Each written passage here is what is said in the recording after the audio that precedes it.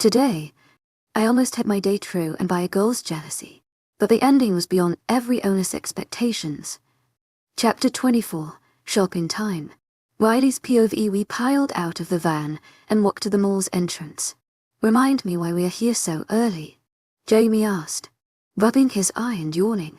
Because I want to get to all the shops before it closes, Lucy chirped, swinging her and Dennis's hands.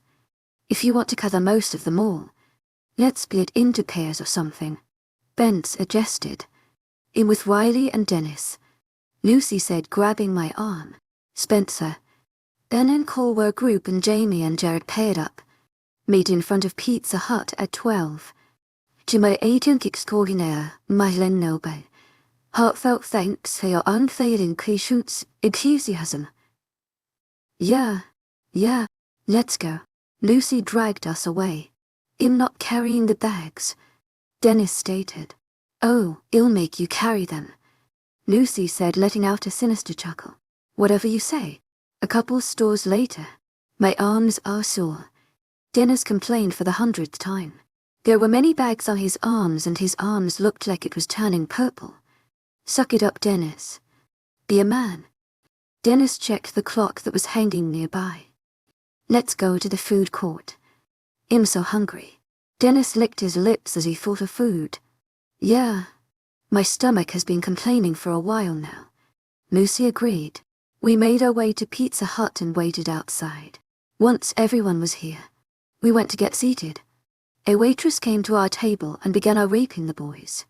However, when her eyes landed on Dennis, she licked her lips and turned the flirt on. So, what can I get for you today?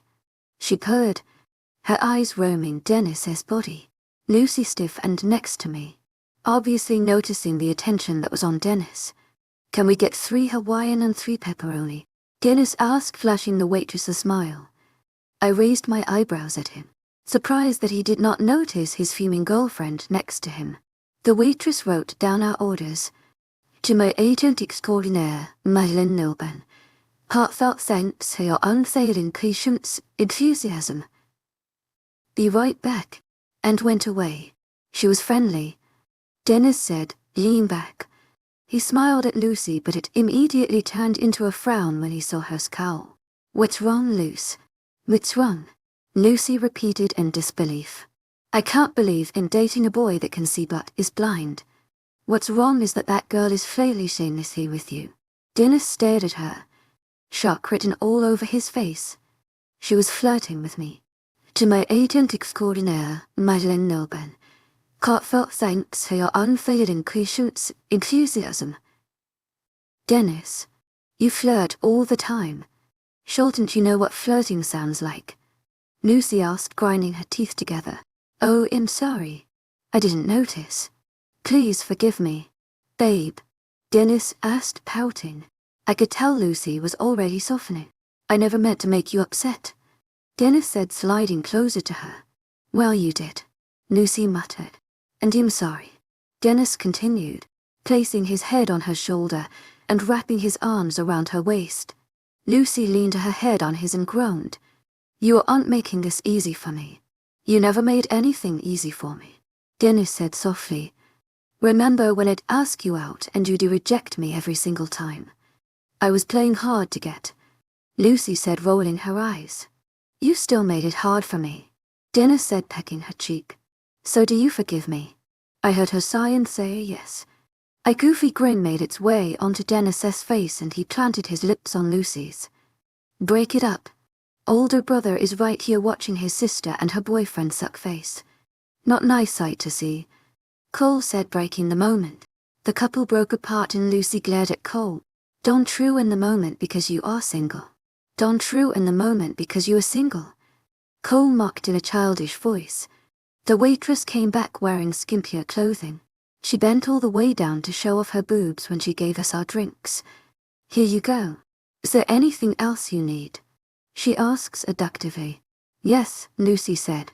We need you to put on a bigger shirt to cover your boobs that are going to burst if you don't. Dennis quickly covered Lucy's mouth before she made the scene worse than it already was. He quickly dismissed the pissed-off waitress. Once she was gone, He uncovered Lucy's mouth and asked, "What was that? What was what?" She asked innocently. "Don't play innocent with me, Lucy," Dennis said warningly. Lucy huffed. "I have a good excuse to act like that. I mean, did you see what she was wearing? She had a tighter shirt on. Her boobs were going to burst at any moment." Dennis heaved a tired sigh. "Just don't mind her. She may be pretty, but you're way more beautiful than she will ever be." The exact waitress came back with 2 pepperoni pizzas. She placed them on the table and tossed him a so subtle wink at Dennis. He barely paid attention to her as he took a slice and took a chunk out of it. Lucy laughed loudly at the girl's face and kissed Dennis on the cheek. The girl's face was filled with rage as she stormed off. This time, a waiter served us another 2 pizzas. We had finished the 2 other pepperoni pizzas in seconds.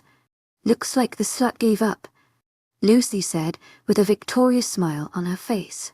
"Nope, she's coming back," Jamie said, pointing at the fast-approaching girl with 2 last pizzas. Lucy groaned out loud. "I hope she trips," Lucy whispered to me. That was the next thing that happened. She tripped. A shrill scream escaped her throat as she fell forwards. Everything seemed to slow down. The pizzas were flying in the air. Everyone is watching in awe. The pizza then lands on a customer's head. The restaurant was in silence and no one bothered helping the poor girl up. The customer lets out an ear-splitting screech as she got up and rushed to the bathroom to get cleaned up. The waitress looked too shocked to move until Lucy and I started to crack up. We continued our giggling even after the waitress and her co-workers cleaned up the mess. Some people had went to assist the pizza head. We paid for our food and left. We went to some more shops until the boys began complaining that they wanted to go to the amusement park. Ben quickly texted the other gang members who had decided to come that we were meeting at the Cars in 5. "That had to be the prettiest dress I've ever seen," Lucy exclaimed. "I mean, it was comfortable and nice. Too bad it had a hole. Shouldn't there be other dresses of the same type?" Jared asked. Lucy sighed. "It was the last one." Lucy was the only one who was really fitting and buying. The rest of us were just saying which ones we liked and checked the price tag. If it was too much, we would say it doesn't look good anymore. If it is affordable, we test it on and think if we really should get it. In the end, we don't. We saw more people come out of the shopping center. I assumed it was the gang and waved them over. They all crowded around Ben as he told them where we were going. The moment he mentioned amusement park, there were whoops and shouts of glee. They scattered to their cars and we scrambled into ours. We were blasting music in the van. It was so loud the cars driving beside us could hear clearly. Lucy and I would belt out lyrics and Jamie would occasionally join. Suddenly, Oath by Sherlock came on. Lucy and I shared a look and began singing at the top of our lungs. "Yeah, my best friend till the very end. 'Cause best friends don't have to pretend. You need a hand, and him right there right beside you. You in the dark, it'll be the bright light to guide you. 'Member the time sneaking out the house, all of the time. Times that you had your doubts, and don't forget all the trouble we got into. We got something you can't undo. Do laughing so damn hard crashed your dad's new car. All the scars we share, I promise. I swear wherever you go, just always remember that you got a home for now and forever, and if you get low, just call me whenever. This is my oath to you wherever you go. Just always remember, you're never alone. We're birds of a feather and we'll never change, no matter the weather. This is my oath to you. I know I drive you crazy. Sometimes. I know I call you lazy. And that's most times, but you complete me. And that's no lie. You are my tuxedo. And in your boat I we in the car. Singing our song. Rocking the building. Tear it down. Like we King Coleman in my eyes. You can do no wrong. You got a best friend, Sing along laughing so damn hard crashed your dad's new car. All the scars we share, I promise. I swear wherever you go. Just always remember that you got a home for now and forever, and if you get low, just call me whenever. This is my oath to you wherever you go. Just always remember, You're e'en ever alone. We're birds of a feather and we'll never change, no matter the weather. This is my oath to you, oh oh. I'll never let you go, oh oh. Whoa. This is my oath to you. Oh. Just thought that you should know, oh oh. Whoa. This is my oath to you, yeah. Wherever you go, just always remember that you got a home for now and forever. And if you get low, just call me whenever. This is my oath to you. Wherever you go, just always remember you're never alone. We're birds of a feather, and we'll never change, no matter the weather. This is my oath to you, oh oh. You should know. You should know. You should know. You should know, yeah. Oh oh. Whoa. This is my oath to you, oh oh. Wherever you go, just always remember, you're never alone. We're birds of a feather and we'll never change, no matter the weather. Oh oh. This is my oath to you. Could you girls sing any louder? Cole asked, trying to sound annoyed but failing as a smile appeared on his face. Is that a challenge, brother? Lucy asked, smirking. No, Spencer said with wide eyes. It isn't a challenge. Challenge not accepted. Party Cooper, Lucy muttered. We got out of the car and Jamie was bouncing on the spot. I love going on the yearly stuff the gang plans. Like this, he says, his eyes full of excitement. We waited for the other cars to come. Ben then counted the number of people we had and ordered that amount of tickets. We entered the carnival and split into groups. I was with Jared, Lucy and Dennis. We ran around the place, riding different rides. Then, something caught my eye. I turned to it and began jumping down like a little child on Christmas. I pointed to the cotton candy stand and said, "Can we get some, please?" Lucy's eyes brightened as well. Yeah, I definitely want some right now. She licked her lips and started towards it with me at her heels. I heard heavier footsteps behind, so I assumed Dennis and Jared were following. I waited behind Lucy, fishing out my wallet from my pocket. I ordered my cotton candy and was about to pay the man when someone beat me by slapping some cash onto the man's hand. I turned, my mouth in a thin line as I threw daggers at Jared. He raised an eyebrow at me in question. I narrowed my eyes. Don't pay for my stuff. What if I want to? Jared asked, a smirk forming on his mouth. Don't. If not, I will have to share with you because you paid for it. I spun around and took my cotton candy, as I was about to pinch some and shove it into my mouth. Jared quickly stole some of my pink fluff. My mouth was wide open as I watched him eat my food. He laughed out loud and shook his head in amusement. I scowled and walked to Lucy and Dennis as fast as I could. The WWW, is Riley angry? Jared cooed from next to me. Curse his legs being so long. I ignored him. Oh, come on, Riley. You can't possibly be mad that I stole some of your cotton candy. Have you ever learned to never steal someone's food, let alone a girl? I said, barely giving him a glance. No, I never knew that. I have never stolen Lucy's food because she usually has a bad taste in food. Lucy spun around to glare at him. I heard that. She spat. You were meant to hear it. Suddenly, my phone rang. I took it out of my pocket and answered the call without looking at the caller read. Hello. I spoke into the phone. Tanda, came a deep voice. Hey Moose. What's up? We're going to go to the haunted house. Wanna join? I hesitated. You know, I don't like haunted houses. He chuckled from the other end of the line. Yeah, I know. But that was a long time ago. Let's see if you can handle them now. I'll ask the others if they want to follow. I reluctantly hung up and went to Jared, who was throwing darts. I saw next to him was a small pyramid of stuffed animals. Who are those for? I asked, gesturing to the animals. My cousin.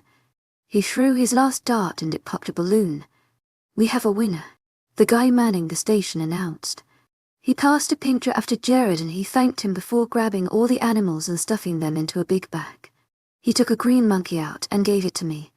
I took it with a smile and said, "Thank you. What is this for?" My repayment for the stolen cotton candy. We joined Lucy and Dennis, who were still eating the candy cloud. I had finished mine when I was watching Jared throw darts. So Spencer asked if any of you would want to go to the haunted house. Dennis' head snapped up to look at me. Haunted house. He echoed yes. Let's go to the haunted house. Lucy groaned. But haunted houses are scary. Dennis kissed her on the top of her head. Don't worry. They'll be there to protect you. Lucy rolled her eyes. Let's get this over with. The faster we get out, the better. We walked to where I assumed was the haunted house. You guys go ahead, I suddenly said. You'll catch up later. I need to do my business. Dennis' eyebrows furrowed. What business do you have to do? I paused. You do not want to know. We'll catch up to you guys later, I said, hurrying off to the bathroom. After washing my hands, I pushed open the bathroom door and began navigating my way to the haunted house. Or at least where I thought was the direction of the haunted house. I found myself walking by the same merry go-round for the third time. Once I sent S.O. text to Spencer. I heard my name being called. I turned and spotted Ashton strolling towards me. There was a guy next to him. The guy was tall and had brown eyes. His hair was dark brown and his face held a warm smile. I let a full-blown smile spread over my face as I waved. Hey Ashton. Hey Riley. This is my best friend, Nathan.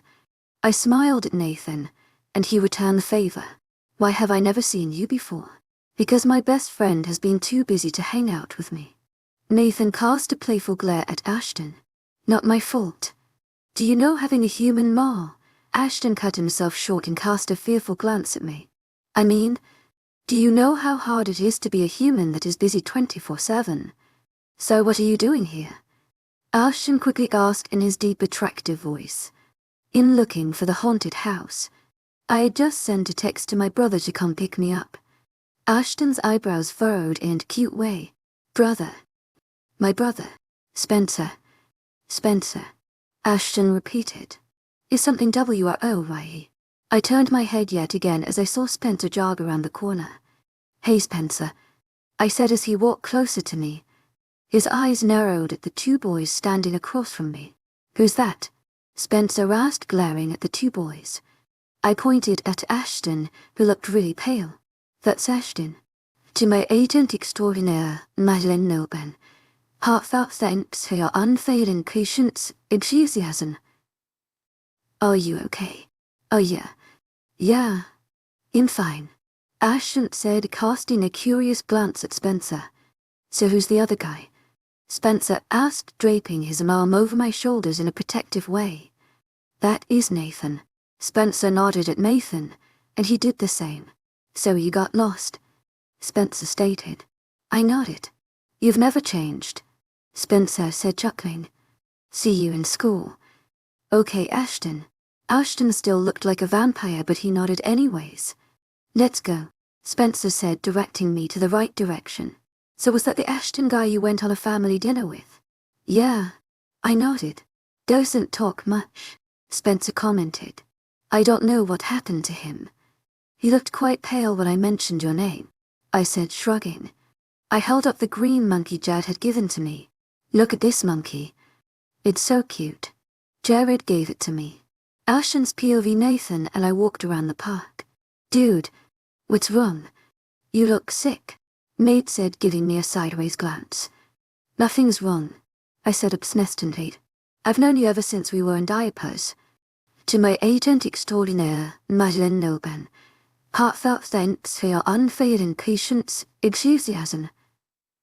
I know when something is wrong, Nate said, rolling his eyes. I let out a sigh.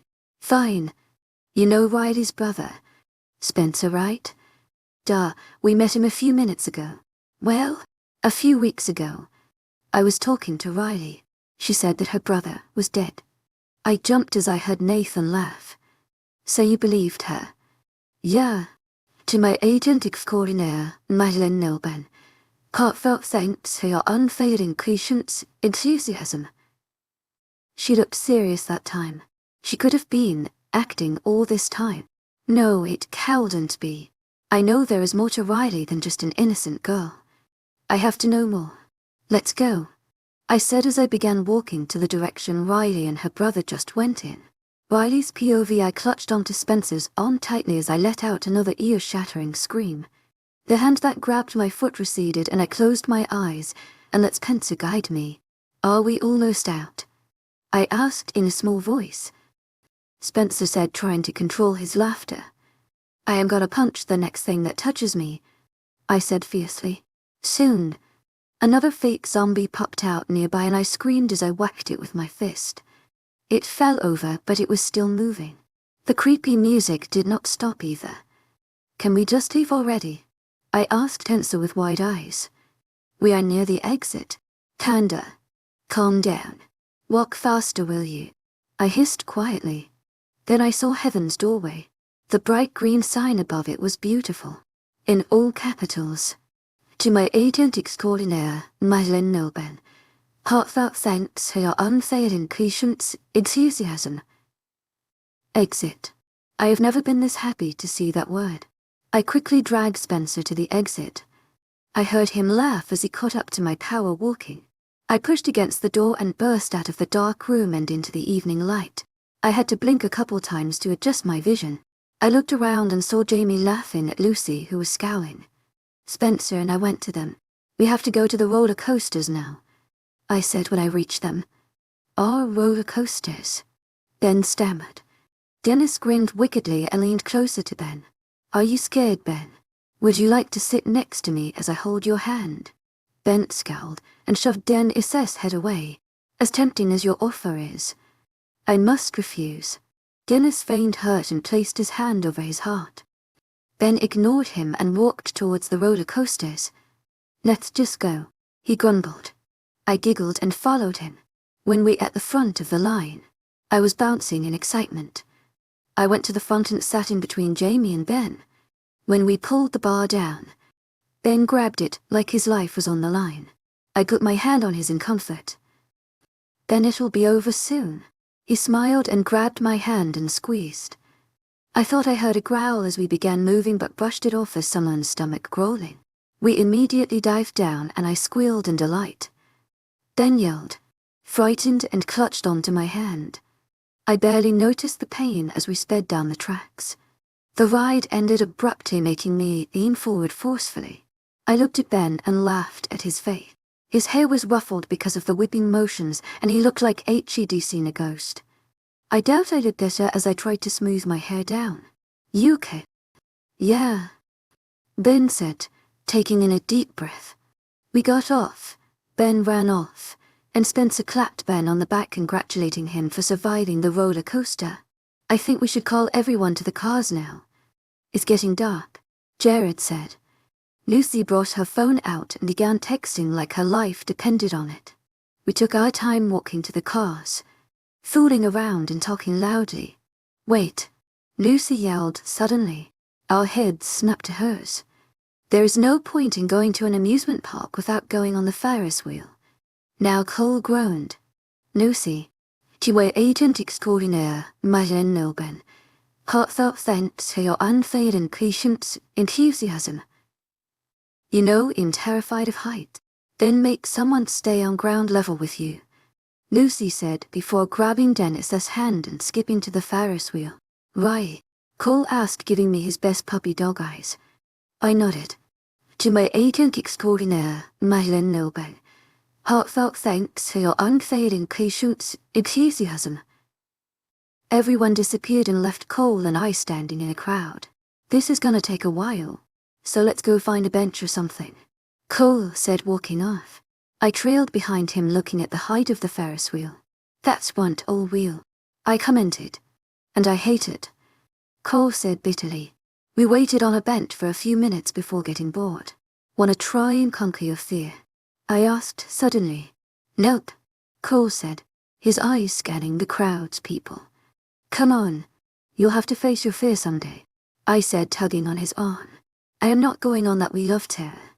Riley, please, just this once," I asked, pouting my lips and giving my best puppy dog eyes. "Riley," Cole warned. "Come on. To my agent extraordinaire, Madeleine Nobel. Heartfelt thanks for your unfailing patience, enthusiasm." Once and that's it. Pinky promise. Cole said, holding up his pinky.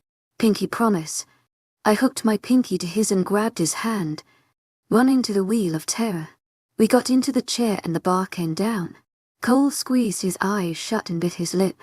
As we began moving forward, Cole grabbed the bar and let out a small squeal. I burst out laughing as I watched him panic. Riley, just remember that a pinky promise means if you break your promise, you'll have to cut your pinky off. Cole said, breathing deeply, although we have not gone all the way to the top. I know. When we were at the top, I gasped. Cole, open your eyes. I whispered no. Cole said stubbornly. Cole, open your eyes. Look, it's beautiful. I said again. If I open my eyes, I will have to hold on to something which I know won't let me fall. Just open your eyes. I rolled my eyes and gently punched his shoulder. He hesitantly opened one eye before opening the next. He took in the scenery and all, not noticing how high above ground we were. There were city lights blinking everywhere. It looked better when there were stars to accompany the lights. The dots of light were spread everywhere. Suddenly, there was a yelp and I was wrapped in arms. I lightly chuckled when I saw Cole furfully look down. You okay there? I asked, turning my head to him. He faced me and I noticed how close we were. Our faces were just a couple inches away from each other. Cole sent me a flirty smile. Hey there, beautiful. I giggled and pushed him away. That was too much holding on to. Oh really? I thought that was too little. He said, the tip of his mouth curling up. I slapped him upside his head. Don't be stupid. Oh, you are hitting harder and harder nowadays, he said, rubbing his head. He took my hand and I raised my eyebrows at him. What? I still need to hold on to something, he said, trying to play it cool. But I saw fear in his eyes before he turned away. He practically jumped off the chair when we reached the end of the ride. He looked slightly shaken up. We looked for the group and found them at the car waiting impatiently. Where were you? Lucy asked, her face twitching in irritation. Ferris wheel. To my agent extraordinaire, Madeline Nilben. Hearts out saints your unsaid impatience, enthusiasm. Lucy's mouth fell open. Did Cole follow you? I nodded proudly. Lucy smacked at Cole. So how was the ride? Brother, it was fine. I got to hold Riley. Spencer appeared at my side. Could you repeat that again? Guys. ATS joking. I shot Cole a look to not tell anyone about the hugging scene. Spencer relaxed a bit, but continued glaring at Cole. We got into the minivans and drove back to the house. I yawned loudly and leaned my head on the person next to me. I felt a finger poke my head. I swatted it away. Riley. I put my finger on my mouth, not wanting Jamie to row in my comfortable position. I heard a sigh and felt his head lean on mine. I soon fell asleep. My eyes opened when I felt the van stop. I looked around. We were home. I didn't feel like getting up, so I ordered Spencer to carry me to my room. He slid his arms at the back of my legs and back, heaving me up. My arms went around his neck and I blinked tiredly. I saw other people walk into the house and I knew they were the other gangsters that live in the hideout. I was soon laid on my comfortable bed and I let out a contented sigh. I felt a pair of lips press onto my forehead and I heard someone say, "Good night, Panda," and I fell into a peaceful sleep. Ashton's POV.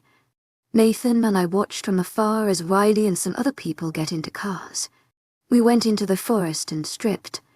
We shifted into our wolves and dashed after the cars. We weaved through trees, always glancing at the car, making sure it did not get out of our sight. It turned to a road where there were many large lands. Riley's house was average. It was small and it was big either. It was surrounded with trees and many cars. Why would she need so many cars? I mind-linked Nathan's grey wolf. Maybe she likes cars.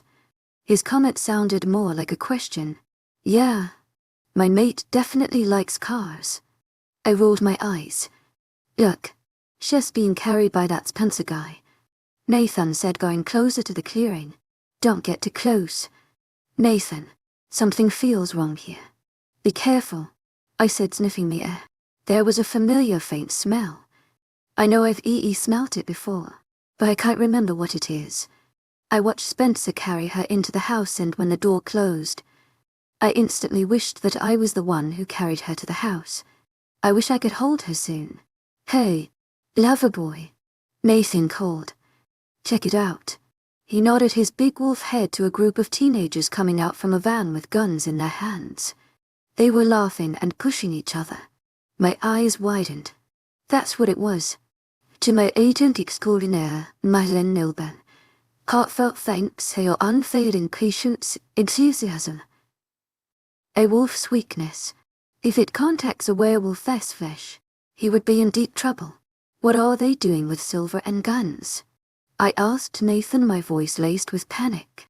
I don't know, but I think we have to tell your dad about this now. We quickly hightailed back to the pack house. Chapter 25, Aliens Eat McDonald's. Riley's POV. I have no idea why, but I woke up at 1 in the morning. I had only got 3 hours of sleep. I tried falling asleep again, but failing miserably. Finally, I decided to go get something to eat. Just for the fun of it, I trudged down the narrow hallway quietly and went to the kitchen. I picked an apple off the fruit basket and bit into it. "Hey!" I spun around quickly. Jamie stood in the doorway half naked. His blonde hair was tousle, showing that he had just got out of bed. Everything about him screamed tired. Everything except his eyes. They were alert and wide. "What's up? Can't sleep?" I asked as I took a bite of the apple. "Wanna go for a walk?" "Sure. Let me go change out of this." I went to my room to change. I picked out some yoga pants and a loose shirt. I threw on the first hoodie I touched and shoved my gun in the pocket. I quickly threw my eaten apple into the garbage can and went to the big room. I spotted Jamie waiting near the door that led upstairs. I jogged to him and we went up the steps together. We stepped out into the open air and I took in a deep breath. "Got your gun?" Jamie asked quietly, like he didn't want to disturb the peacefulness. "Yeah, you." He patted his pocket and we strolled into the forest. We didn't say anything. There was much to say anyways. When we were deep into the forest, we heard a twig snap. We froze. "Did you hear that?" I asked quietly.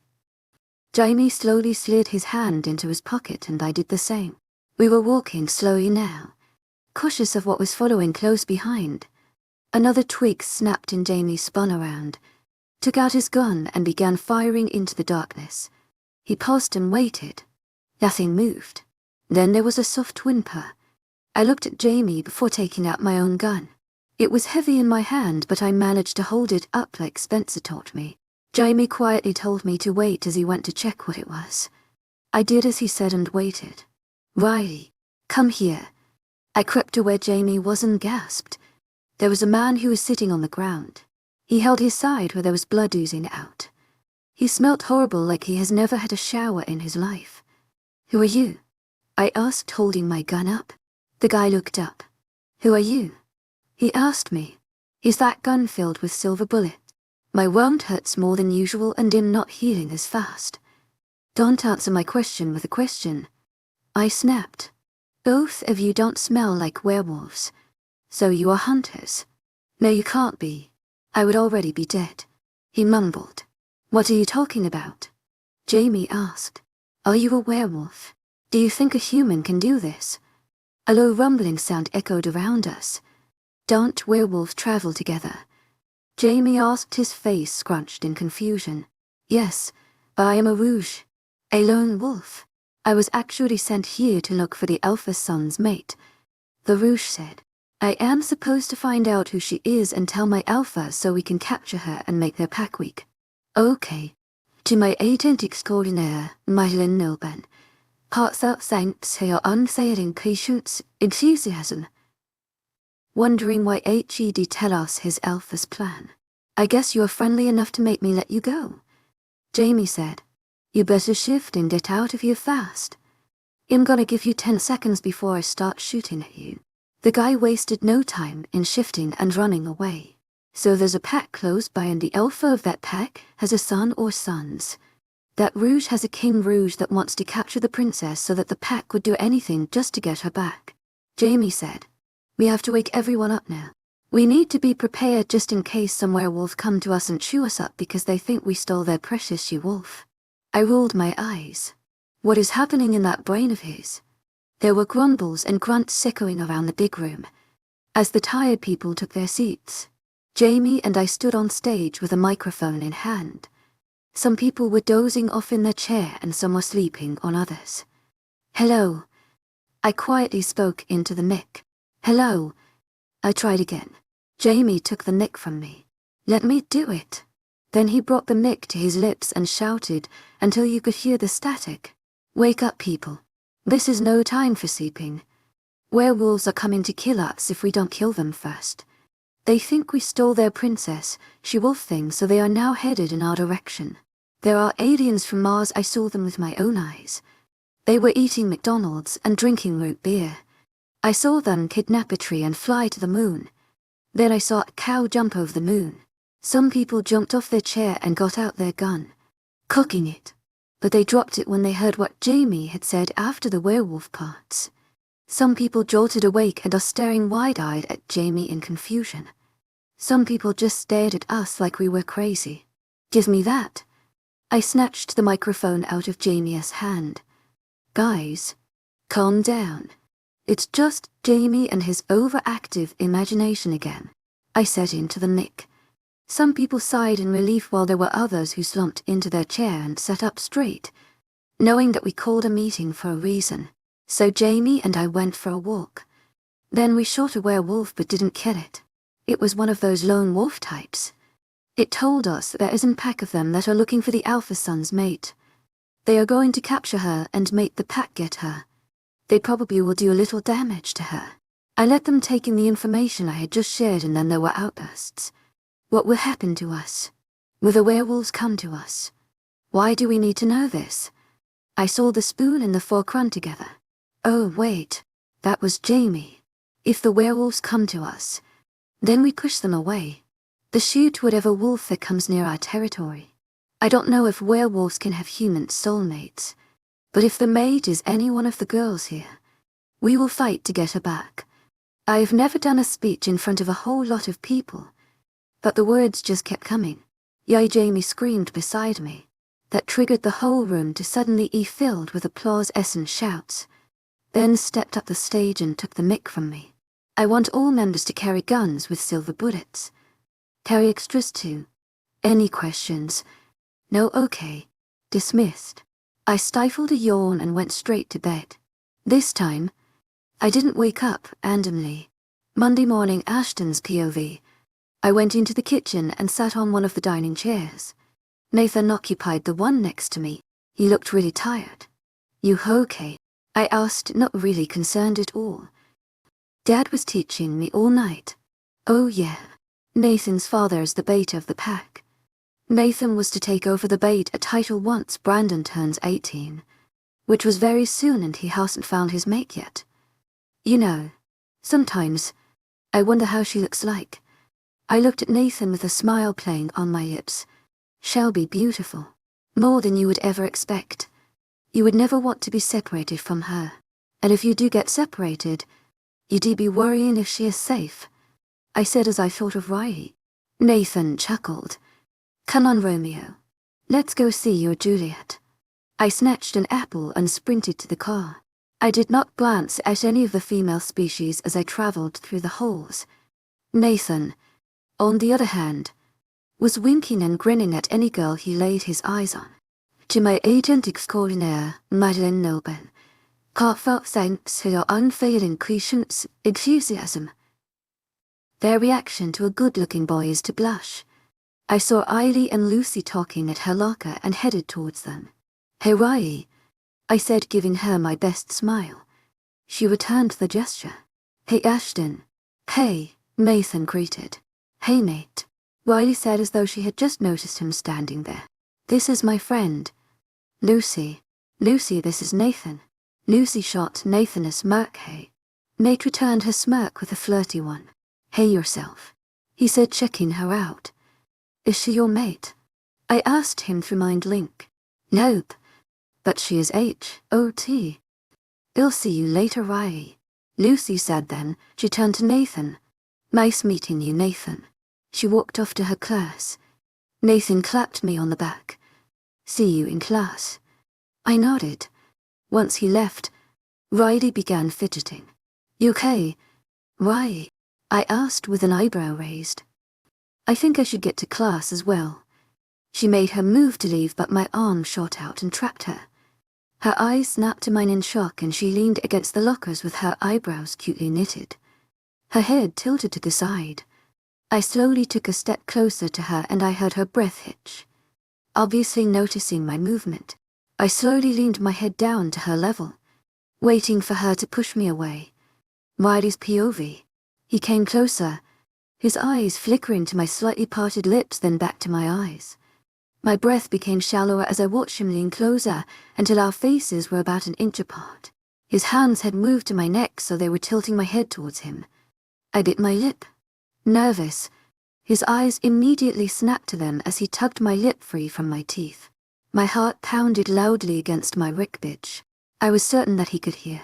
His eyes were unnaturally dark as they scanned my face. Our lips were barely touching before he closed the gap. He smashed his lips onto mine and sparks flew. I responded immediately. My hands shot up and buried themselves into his hair. The kiss was sweet and gentle, my lips gently molding into his soft ones. I played with the hair at the nape of his neck, tugging on it to bring him closer to me. I hope I'm not too bad of a kisser. It had to be the best kiss of my life. But then again, I have never been kissed. When we separated and I was smiling uncontrollably, all that was passing through my mind was, I just had my amazing first kiss. I just had my amazing first kiss. I just had my amazing first kiss. Wow, I breathed out. He chuckled and I blushed brightly.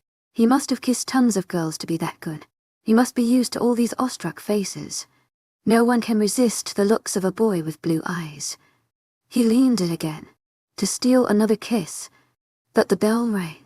I snapped out of my trance. That was the late bell. I ducked under Ashton's arms and ran as fast as I could to my class. The door slammed against the wall loudly and Mr. Lopez gave me a stern look that I have never received. I lowered my head and hurried to my seat, mumbling an apology along the way. When Mr. Lopez began talking again, the boys began talking to me. Where were you? My locker. What were you doing? Talking to Ashton. Why are you out of breath? From running to class? Stupid. The classroom door opened again. All our eyes went to the boy standing there. Ashton had a smug smile on his face as he came in. He ignored the death glare thrown by Mr. Lopez because he had interrupted his talk again. His eyes found mine and he flashed me his pearly whites, making my face flame up. I had to look away so he wouldn't see it, but I think he already did. Curious glances were thrown my way. The boys had their eyes narrowed in suspicion as they flickered from me to Ashton. I couldn't concentrate through the first few classes. My mind was clouded with images of kissing Ashton, but the images kept coming. I found myself touching my lips. When the bell rang, dismissing us for lunch, I took my time packing my things. See you at the canteen, Jamie said as he and Jared walked past me. I swung my bag over my shoulder and went out. Took you long enough. My head whipped to the side and saw Ashton leaning against the wall. You didn't have to wait, I said, smiling at him. What if I wasn't waiting for you? My heart sank and I frowned. Oh, was all I could say. I turned on my heel and walked away from him. I heard his footsteps come after me. Riley. Just kidding. I really was waiting for you. He swung his arm around my shoulders and kissed the side of my head. Why would you wait for me? Because I was trying to get the courage to ask you out. Unless, to my agent extraordinaire, Madeleine Noban, heartfelt thanks for your unfailing enthusiasm. You're too busy. He trailed off and I grinned. I pretended to think over the question just because I liked seeing him squirm uncomfortably under my gaze. Sadistic. I know. I finally gave him my answer. Sure. I'd love to. He shot me a lopsided grin that made my heart stutter. Great. How about Tuesday night? Sure. I tossed my books into my locker and snatched up my lunch. Then we headed to the cafeteria. Ashton sat closely by my side, and it did not go unnoticed by anyone around the table. To my agent extraordinaire, Madeleine Milbank, heartfelt thanks for your unfailing patience, enthusiasm. It didn't go unnoticed by the whole cafeteria. The cafeteria became dead silent. Even the lunch ladies stopped cooking and serving. Are the lunch ladies also into high school gossip? Apparently so, because everyone broke into whispers. Even some of the lunch ladies took out their phone and began texting. People occasionally shot us looks and snapped pictures for some reason, I don't know why. Then my phone vibrated. I took it out of my pocket and my jaw dropped. The photos were sent to everyone in school, and possibly people outside of school. Riley, Lucy said from beside me. Could you go to the bathroom with me?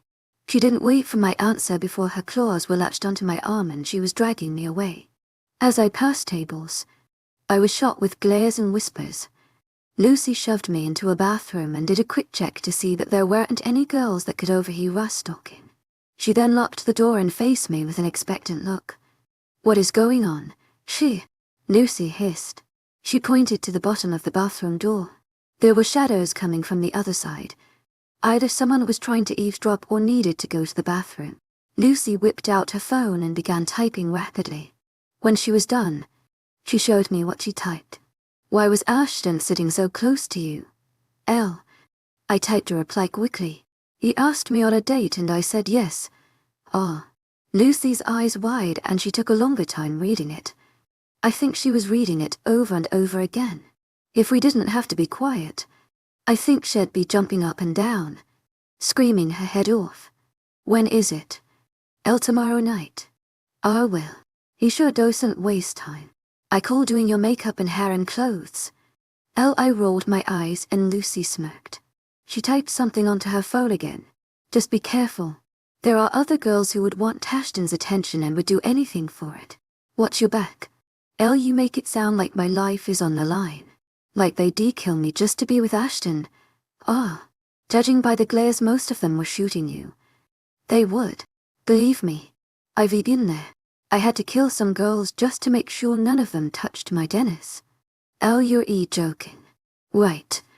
By looking at her expression, I don't think she was kidding. Lucy went to the door and yanked it open. Two girls fell over and onto her feet. Lucy looked at me with a smug smile as if to say, see, I told you there were eavesdroppers. I stepped over the glaring girls and went back to the cafeteria. Lucy caught up to me after flipping the gossip girls the middle finger. Lucy threw the cafeteria door open and stepped in like she owned the place. She confidently walked to our table with me trailing behind.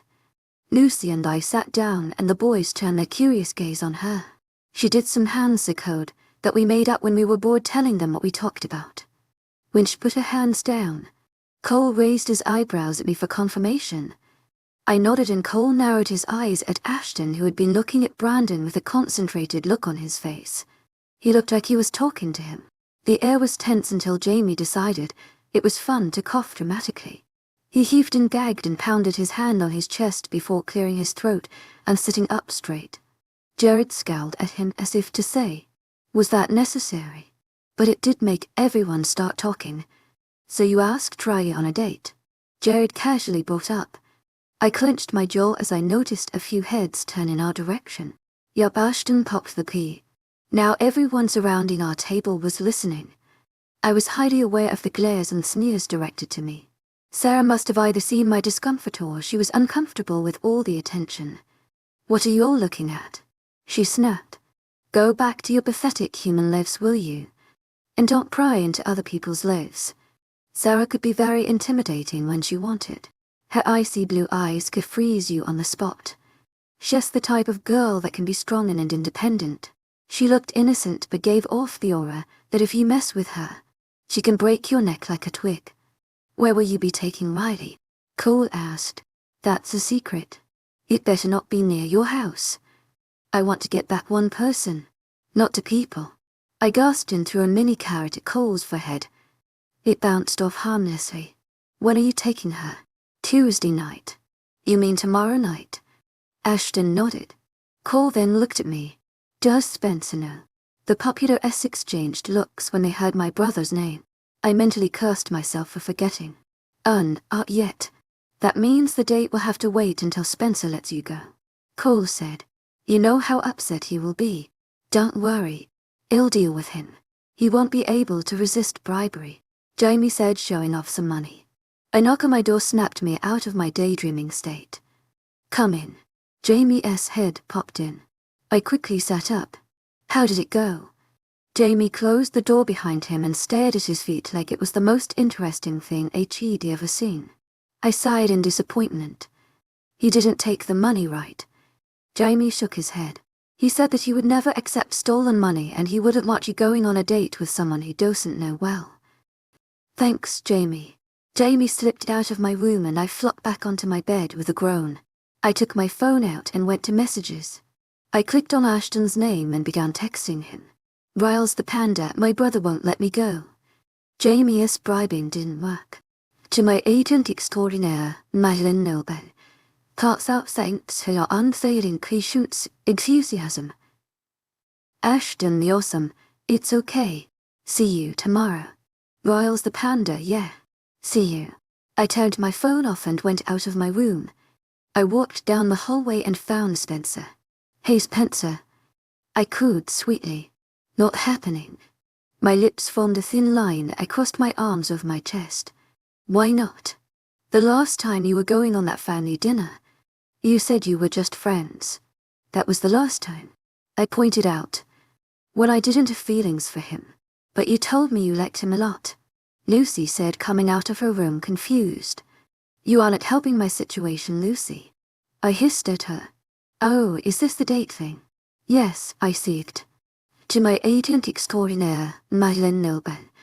Hearts out thanks for your unfailing patience, enthusiasm. They'll go away now, she mumbled. I glared at her as she scrambled away. Spencer shook his head, ready to leave. Riley, if you want me to let you go, I have to meet him and approve him. Don't worry, brother dear. He will be on his best behavior. I skipped away. I took my phone out and texted Ashton. Riles the panda, great news. I can go on the date if you meet my brother and survive it. And you need to get approved, of course. My phone rang not long after. I didn't check feed as I answered. Hello. Hey Riley. A deep voice said. I brought the phone away from my face and looked at it. I brought it back to my ear and chirped. Hey Ashton. So when is this meeting? Did Ashton sound nervous? Let me ask Spence. I walked to my room door and opened it. I made a beeline to Spencer's room. I banged on the door. The door swung open and I accidentally banged my hand on Spencer's chest. He raised his brows. Hey Spencer, I said, clutching my phone to my chest and doing a small wave yes. When is the meeting? I thought he was coming now. You know, because you are going on your date tomorrow. I spoke quietly into my phone. To my agent extraordinaire, Madeleine Noble. Heartfelt thanks for your unfailing patience, enthusiasm. Come right now. Spencer wants to meet you right now. What? Ashton exclaimed. Why now? Unless we aren't going on a date tomorrow. You have to come now. I said and quickly told him my address and hung up. Spencer. He is coming right now. We headed up the stairs to the living room, where we waited. Soon, there was a knock on the door. I cast Spencer a nervous look before I went to answer it. I opened the front door and was immediately greeted with Ashton's nervous face. Hey Spencer is waiting for us in the living room. I opened the door wider for him to step in. So what do I need to know about Spencer? Ashton mumbled behind me. Don't upset him. Don't bring up any of my parents because he's very sensitive by that subject. Don't ask too many questions. Answer any question he asks you. Just like any kind of talk where the boy talks to the girl's father. To my agent extraordinaire, Madeleine Noble. Hearts out thanks for your unfailing patience, enthusiasm. Ashton nodded, entered the living room. We took the love seat across from Spencer, who had no expression on his face. I began playing with my fingers and avoided any eye contact. Nice to meet you again, Ashton. The last time we met, I didn't have much time to talk to you. Ashton nodded stiffly. I crossed my fingers praying to whoever was up there. So you were talking my little sister on a date tomorrow? Spencer asked, although it sounded more like a statement. Yes, sir. I almost burst out laughing. Spencer has never been called sir. It sounded so weird. I coughed to cover my laugh. Unfortunately, I didn't cover it well enough because Ashton shot me a glare. I flicked my gaze to Spencer, an amused smile on his face. I hope his resolve was weakening. Where are you taking her? Spencer asked, continuing his interrogation. That is a secret. And no, we are not going to go anywhere near my house. She will come back only one person. No extra people. I blushed. I guess Ashton said the right thing. Spencer had a look in his eye that said that he wanted to believe him but was unsure. You won't hurt her, right? Spencer asked with narrowed eyes. If you do, you'll get the boys and we will hunt you down with guns. I wouldn't dream of hurting her, Sir Ashton said with a determined look on his face.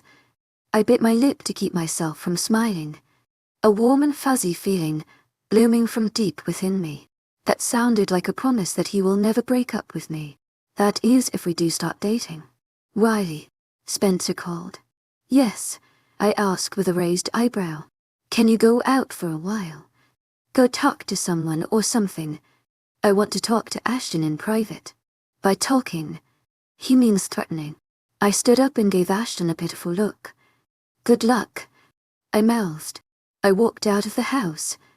I sat on the front porch steps, my dark hair blowing across my face. I inhaled the scent of nature and began to relax. I looked up into the darkening sky. The stars were coming out and I saw the drinking gourd pointing to the north. I stayed outside for a few more minutes until I went into the house. I walked into the living room and saw Ashton's face looked like he'd seen a ghost. My eyes instantly locked with Spencer's and I narrowed my eyes in accusation. Spencer held up his hands and stood up. He walked to me and before he walked past me completely, he bent down to my ear just to whisper, "I'll let you go on that date." I smiled as Spencer went downstairs to his room. I cautiously approached Ashton and sat on the coffee table in front of him. Was the talk that terrifying? I mused. You have no idea, Ashton said, shaking his head slightly. I grinned. At least I can go on that date now. Spencer approved. Thank goodness. Ashton cried out in exhaustion. I was about to pass out at any moment. Why, you are big and strong. Probably bigger than Spencer.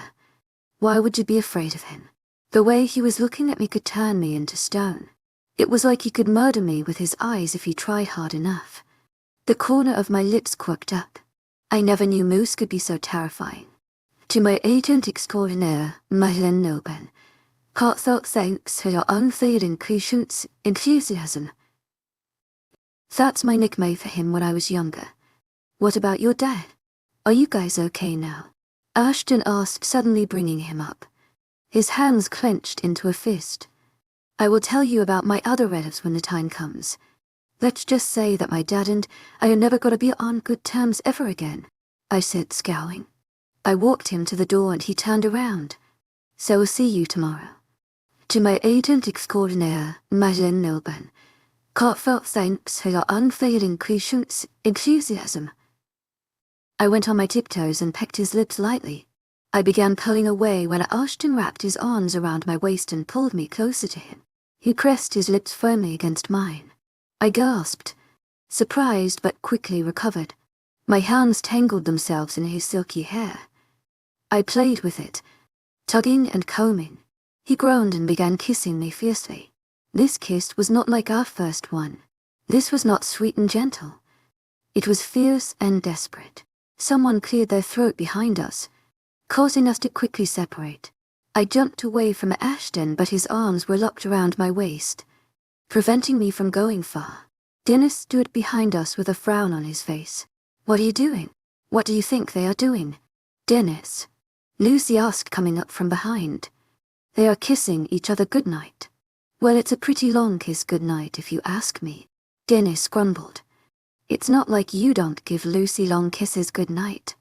Dennis, to my agent extraordinaire, Madeleine Noben, heartfelt thanks for your unfailing patience, enthusiasm. That's different, Dennis muttered. Oh yeah, there was this guy in school today. His name is Nathan, Lucy said, looking at me with an evil glint in her eyes. Dennis' attention was caught. What about him? Lucy twirled a lock of brown hair between her fingers. He was a really cute guy. He had this messy mop of brown hair and this chocolatey brown eye. He's so nice. He kept me company for the whole day. Dennis' eyes was filled with anger and jealousy. Did he do anything to you? He was really flirtatious. Well, you can't go near him again. You're my girlfriend. No boy can flirt with you except for me. Dennis said, scowling. I think you need to blow off some steam. Let's go downstairs, Lucy said, taking Dennis's hand in hers. She led him downstairs before sending me a wink. I turned around in Ashton's arms and grinned up at him. My roommates, he commented. They are family. See you tomorrow, Ashton said, quickly kissing me, and untangled himself away from me. I waited until his car was out of sight. I closed the door and turned around. I leaned against the door, my head gently thumping on it. A smile made itself onto my face. In Going on a Date. Chapter 26. Day Riley's POV. I sat on the couch nervously waiting for Ashton. Lucy had done my makeup lightly, but I refused to put on any of the sticky substance called lip gloss. Ashton had texted me to wear something warm, so I wore a long black hoodie with the dark skinny jeans. I finished the outfit by putting on some brown ankle boots. The others left shortly after Lucy finished my makeup, saying they all had a mission. They left me alone waiting nervously for my date. Gee, thanks guys. I jumped when I heard the doorbell. I took a deep breath, whispering, You can do this. I made my way to the front and opened the door. I placed a big smile on my face when I saw Ashton with a bouquet of flowers in his hands. To my agent extraordinaire, Madeline Nilben, heartfelt thanks for your unfailing clichés enthusiasm, he said with a heart-stopping smile and handed the flowers to me. I took the flowers from him and told him to wait while I went to put them in a vase. I went to the kitchen and took out a tall cup. I filled it with water. I shoved the flowers in it. I walked back to Ashton, who was patiently waiting by the door. He opened the door for me and I stepped out. I left the door unlocked for the others when they came back from their mission. You look beautiful, he said softly. I blushed and unconsciously tucked some hair behind my ear. You don't look too bad yourself. We got in the car and he began riding to God knows where. Where are we going? That's a secret. But I want to know. You'll know when we get there. Why can't you tell me? Because it's a secret. I groaned and slouched in my seat. When we pulled up, I shot out of the car and looked around. My jaw dropped when I saw the big building in front of me. I turned my surprised gaze to Ashton. The ice rink? Seriously? Ashton scratched the back of his neck. I like to skate. But Jessica always gets what she wants and she doesn't like skating. I usually have to skate by myself or with Nathan. We can go somewhere else if you want. It's fine by me. I shook my head. I have never skated before, so I will be really bad at it. He grinned. That's great. I raised my eyebrows. It's great that I will be falling every 2 seconds. His mouth formed an O when he realized what he had said. No. I mean, that's great that you haven't learned it because I can teach you and stuff. I laughed. I guess you can't teach me. Just a heads up. I am a slow learner. That means I can hold your hand longer, Ashton said, grinning. We rented some skates and tried them on. Once we got the right sizes, we made our way to the ice rink. Ashton immediately hopped onto the ice, leaving me nervously standing on the non-slippery ground. Ashton held out his hand. To my agent extraordinaire, Madeline Nilben, heartfelt thanks for your unfailing clichés enthusiasm. Take my hand. I have a feeling that I'm going to regret this, I mumbled, taking his hand. He pulled me towards him, and the second my skate-covered feet touched the ice, I began acting like Bambi. I shrieked as my foot slipped from beneath my weight. I squeezed my eyes shut, waiting for my butt to meet the cold floor, but it never came. I popped my eyes open and saw Ashton's grinning face a few inches from mine. His arms were around my waist, supporting me. I blushed and tried to stabilize myself. Unfortunately, I almost brought myself down. Again. Go slowly, Ashton said, still holding me. I put my hands on his shoulders and pulled myself up. I tried to balance myself, using Ashton for support. Ashton began moving backwards, causing me to move forwards. My grip on his shoulders tightened as people zoomed past us. Ashton never let go of me as we skated a few laps. I soon became braver and I began moving my lower half.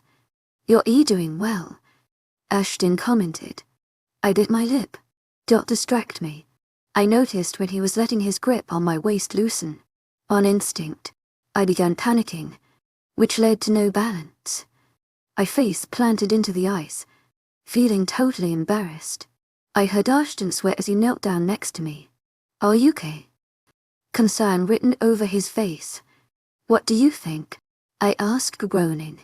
To my agent extraordinaire, Madeleine Nilban.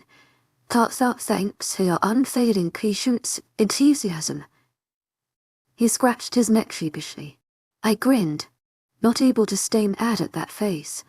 He helped me up in this time. He held my hand. By the time I could balance myself, my stomach grumbled in protest. Ashton chuckled till I felt blood flood my cheeks. Hungry, I nodded. Starving. We got off the ice rink. I happily jumped off, almost taking my head off in the process, and sat down to take our skates off. I excitedly yanked mine off, wiggling my toes, enjoying the freedom. I slipped my boots on as Ashton returned the skates. He came back shortly, grabbing my hand and leading me out the double doors. I got in the passenger seat and Ashton got into the driver's side. We had agreed that I did not need him to help me open the door. I was definitely capable of opening and closing doors myself, though it was sweet of him. Ashton started the car and made his way out of the car park. We sat in silence, the radio humming in the background. I turned the volume up when I heard one of my favorite songs. I bobbed my head to the beat and tapped my fingers against my leg. I didn't know you'd like 5 seconds of summer, Ashton said. I snorted. I don't like them. I love them. We were then wrapped in silence again. The song and the car's engine were the only noises. We pulled up next to a steakhouse. We got out of the car and Ashton took my hand, leading me towards the steakhouse. It was fairly crowded and I could smell the mouth-watering food being made in the kitchen. A young waiter rushed over to direct us to our table. Once we were seated, he gave each of us a menu. He took our drink orders and went away. After a while, Ashton asked, putting his menu down, "What are you going to order?" "I think I will get a steak, medium rare with salad and potatoes at the side." The waiter soon came back with our drinks. Ashton ordered our food as the waiter took out his notepad. Whilst waiting for our food, we talked about some weird stories. Ashton was telling me about Jessica when she was 6 years old. She had had 2 friends wanted to build a treehouse but had failed miserably. They had used twigs as walls and paper as the roof. She ended up making her brothers build it. I told him of the time Jamie came back drunk, out of his mind. Jamie had climbed a tree and shouted, "Look at this giant broccoli." We talked through dinner, and when it was down to paying the bill, we had an argument. Ashton insisted, saying that he had planned the date, so he got to pay. I reluctantly let him, scowling until he took my hand and led me back to the car. We sat in the car with music humming softly in the background. I began humming quietly. I leaned back in the chair and relaxed. Ashton pulled up in front of my house. We both got out and he walked me to the front door. "I had fun," I said with a grin. "Well, that's good," he said, stepping closer, "because I don't know what I would done if you didn't like it." I wrapped my arms around his neck. "You're in luck because I loved this date." I pulled his head so I could press my lips against his. We got to kiss for a few seconds before someone cleared their throat from behind. We separated to see Dennis standing behind us, cooking a brow. "Can you not kiss in front of the door? Is that blood on your shirt?" Ashton asked, pointing at Dennis's blood-stained grey t-shirt. "Oh yeah." Dennis gave me a panicked look. I glared at him. Why did he have to be so dumb? Could he not see the sprinkles of red on him? Didn't I tell you not to get into those stupid fights? A voice said. We turned and saw her with her hands on her hips. She stood in the doorway, her wet hair in tangles. She snapped when no one answered her. To my agent extraordinaire, Madeleine Nilben, heartfelt thanks for your unfailing patience, enthusiasm. Dennis said, playing along. He brought his hand up to the back of his neck, looking sheepish. I cowed and resist. The guy was threatening me. Violence doesn't solve everything. How many times have I told you that? Lucy asked, though her eyes betrayed what she had said. Lucy's motto is to punch the witch who's being a bitch. Dennis walked to Lucy. Ignoring Ashton and I as he brought her back in the house. But you should have seen the guy. He was half dead. Was all I heard before the door clicked shut. I knew that was half of the truth. Dennis had killed someone for his mission, so fights her. Ashton said, quirking an eyebrow at me. I blushed. Dennis loves to fight. It's a way for him to release some steam. He has an anger issue. I heard that. A voice said from the other side of the door. I rolled my eyes, then directed them to Ashton, who was still looking at the door. I put my fingers on his chin and made him focus on me. Then I went on my tiptoes and kissed him tenderly. To my agent extraordinaire, Madeleine Nilben, heartfelt thanks for your unfailing patience, enthusiasm. That's enough of kissing. I don't want to watch you guys kiss in front of the people. Dennis' annoying voice shouted again. Ashton placed his palm on the peephole, effectively blocking Dennis's view. He grinned at me and I returned the gesture as he captured my lips in his again. I didn't have to wait long for Jamie, Justin and Jared to come into the house. Ashton had driven away not too long ago and I sat on the sofa waiting for the next few people to come home after completing their mission. They froze when they spotted me waiting. Riley, how was your date? Just a nasty nervous face. I stood up slowly, keeping my narrowed eyes on the trio. I thought you knew what happened. What do you mean? Jared asked. Better at lying. You know, I am quite sure I saw a familiar mob of blonde hair at the ice rink today. I turned my gaze to Jamie, who looked like he was about to pass out. So, where did you go for your mission? Jamie, I asked, smiling sweetly. The bank. Why did you go to the bank? To steal stuff. Where's the money? I grinned in victory when I heard Justin swear. Looks like they forgot to get the props for the cover story. I looked at Jared. Are you gay? He shook his head, his expressionless mask quavering slightly. He was the last one I had to pronounce guilty. Then why were you and Justin eating at the very restaurant Ashton and I were at? It was guy time. Right, just like you and Lucy go shopping. You guys didn't seem to be talking much. You didn't even order anything. I fired back. I'm not dumb. I know Spencer made you follow me, so you can drop the act. I heard you guys talking when I was going to thank Spencer. I explained her. I told you I heard someone at the door. Jamie said, pointing an accusing finger at Justin, who just scowled. Well, I hope you have a good time explaining what happened at my date to Spencer. I smugly left, leaving them to think on how to improve their spy skills. I looked up when I heard a knock on my door. Spencer's head came into view and I smirked. Hey Panda, are you busy at this second?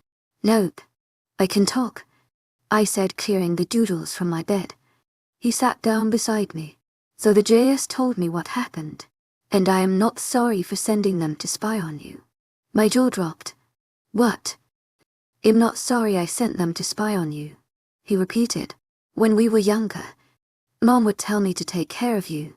She told me to scare away any boy who would dare hurt you. I intend on doing that because that was what Mom had last said to me. Protect your sister for me. If I leave before I get to see you children grow up to be successful, beautiful people, I would want you to protect your sister, no matter what. I want you to be there for her and scare away any boy who would dare hurt her. She said those words a few days before she... You know. I nodded. I know. My mother was diagnosed with breast cancer a few years ago. She had to go through many types of therapies. It was hard to see her suffer. Even as a little child, I knew that there was a high chance that she would not make it. When she died, that was when my father became an alcoholic. Every day he would came back drunk. It became worse and worse every day. One day, he had almost killed me because I was crying for my mother. Spencer was there just in time to knock him out before any more harm could be done. I had to get 15 stitches on my stomach and had many bruises on my face. I had 4 broken ribs and a broken arm. Spencer had refused to tell the doctors who had beaten me because he did not want to go to the child care center and be separated from me. From then on, he was the one who brought me to and from school. He fended off my father whenever he came close to me. He had been my guardian angel until 2 years ago when he was kidnapped by Hell's Angels. Good night, Riley. Hope you sleep well tonight. Spencer placed a kiss on my forehead and went out of my room. But before he went out, he turned around and said, "Be careful of Ashton. He seems like the player type. You should know how players are because you are always around the boys. I am fully aware of all the possibilities that could happen, so don't worry too much," I said, snuggling deep into the covers. To my agent extraordinaire, Madeleine Logan, heartfelt thanks for your unfailing patience, enthusiasm. Good night. He turned my lights off and I was consumed in darkness.